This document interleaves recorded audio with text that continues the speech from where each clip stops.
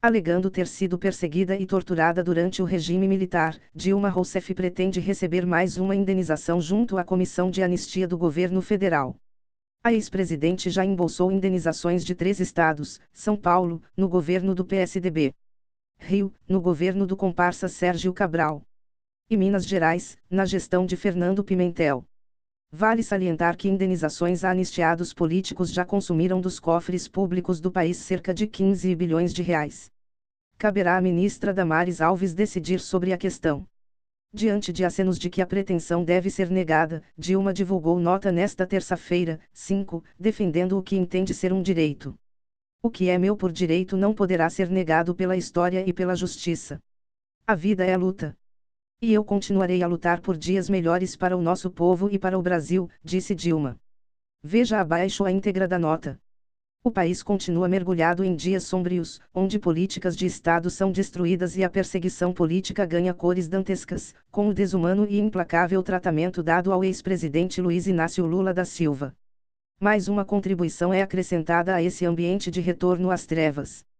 Agora, algumas das personagens mais tragicômicas desse governo no Executivo e no Congresso utilizam as legítimas e legais indenizações às vítimas do terrorismo de Estado para atacar aqueles que, como eu, foram ferozmente perseguidos e torturados pela ditadura militar. Tal tentativa evidencia grande vilania e desprezo pelos fatos. É fato que pedi indenização à Comissão de Anistia do Governo Federal, já que fui vítima da brutalidade do regime militar, submetida à tortura e presa por mais de 3 anos, ainda na década de 1970.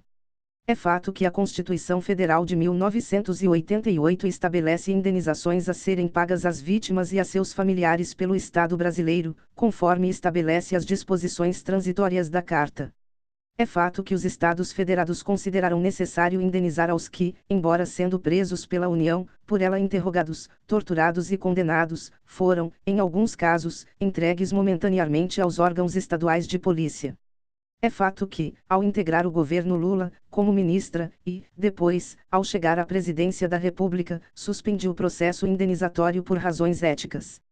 Considerava indevido ser beneficiada pelo Estado brasileiro enquanto era ministra e presidenta da República. É fato que as indenizações que me foram concedidas pelos estados de São Paulo e Rio de Janeiro, onde estive detida e fui submetida a interrogatórios por agentes dos aparelhos de repressão, foram doados ao grupo Tortura Nunca Mais. Disso não me arrependo. Sei que o Brasil não irá se conciliar com sua história enquanto a tortura for uma política praticada por agentes públicos. Por isso, a atuação do Tortura Nunca Mais segue tão importante.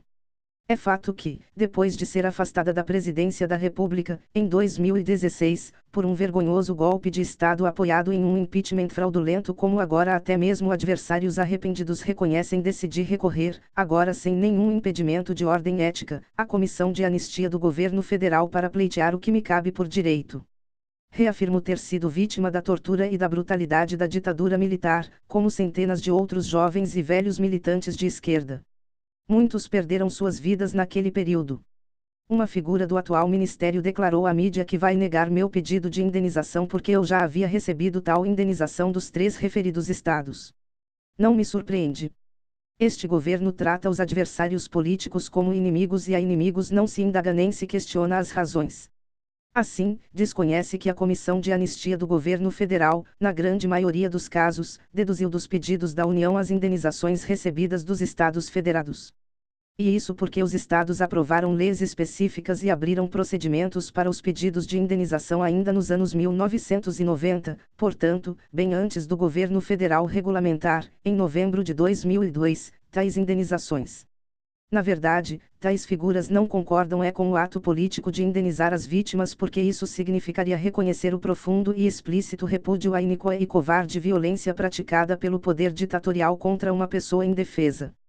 Para lembrar Darcy Ribeiro, tentamos fazer o Brasil desenvolver-se autonomamente. E fracassamos. Mas os fracassos são nossas vitórias. Eu detestaria estar no lugar de quem nos venceu.